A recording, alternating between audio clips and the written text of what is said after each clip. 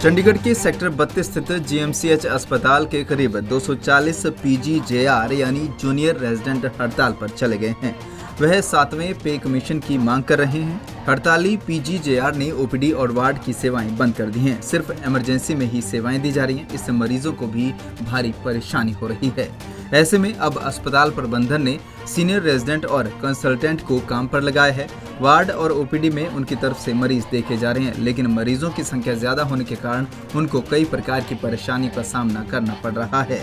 बता दें कि इस संबंध में जूनियर रेजिडेंट और चंडीगढ़ प्रशासन के बीच में पहले भी कई बार बैठक हो चुकी है, लेकिन चंडीगढ़ में अप्रैल से केंद्रीय वेतनमान लागू होने के बाद भी उन्हें अभी तक नया वेतनमान नहीं मिला है। जीएमसीएच 32 रेजिडेंट डॉक्टर एसोसिएशन के वाइस प्रेसिडेंट डॉक्टर उमंग गाबा ने कहा कि प्रशासन की तरफ से उन्हें कई बार आश्वासन मिल चुका है, लेकिन अभी तक इस पर कोई कार्रवाई नहीं हुई है। मजबूरन उन्हें हड़ताल पर बैठना पड़ा है। अब प्रशासन की तरफ से लिखित आश्वासन और वेतनमान लागू करने की तिथि तय होने के बाद ही हड़ताल खत्म की जाएगी। वहीं जीएमसीएच 32 के director principal professor Jaswinder Kaur ने डॉक्टरों को हड़ताल से वापस आने के लिए आग्रह किया है। उन्होंने कहा कि सभी कंसल्टेंट और सीनियर रेजिडेंट की छुट्टियां रद्द कर दी गई हैं। मरीजों को किसी भी प्रकार की कोई दिक्कत नहीं आने दी जाएगी।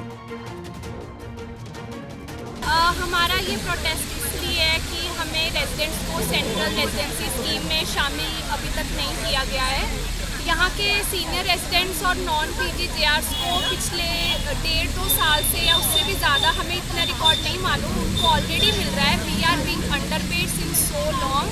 अभी अप्रैल 2022 से बोला गया था कि सेंट्रल कानून के अंदर सेंटर के अकॉर्डिंग हमें पे स्केल मिलेगा। यूपी में जितने भी अस्पताल या जितनी भी सरकारी सेवाएं हैं उनके मुलाजिमों को, लेकिन हमें रेजिडेंट्स को किसी भी स्कीम में नहीं शामिल किया गया। हाँ जी, हमने इसको लेके पहले तो, क्योंकि हमारा नाम ही नहीं था, तो हमने सबसे पहले तो अपने लिए एक लेटर बनवाई जिसमें हमें कहाँ शामिल किया जाए, वो हमने शुरुआत करवाई।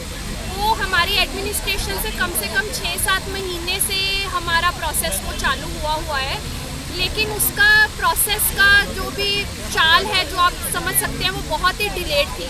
फिर 2 हफ्ते पहले हमने इंटिमिडेशन दिया कि अगर हमारी मांगों को सीरियसली नहीं लिया जाएगा तो हम स्ट्राइक पे जा सकते हैं।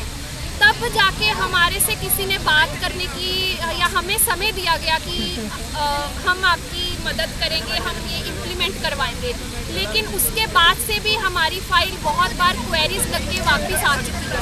अभी भी हमें ये बोला गया कि इम्प्लीमेंट हो जाएगी, लेकिन रिटर्न एश्योरेंस, रिटर्न इम्प्लीमेंटेशन हमें अभी तक नहीं मिला। मैम, जो कुछ आश्वासन की वजह से ही हमने पहले ये स्ट्राइक इतनी बारी डिले की है, और उनके आश्वासन की वजह से हमें उन पे विश्वास है। हमने सिर्फ और सिर्फ नॉन इमरजेंसी सर्विसेज से अपनी जो सेवाएं हैं वो हमने अभी नहीं दे पाएंगे, लेकिन वहाँ पे सीनियर रेजिडेंट, सीनियर कंसल्टेंट्स वो ऑलरेडी ऑन ड्यूटी हैं, और हमारे रेजिडेंट्स इमरजेंसी सेवाएं अभी भी प्रदान कर रहे हैं। अगर आपकी मांगे पूरी नहीं होती तो अगला रुख क्या होगा आपका?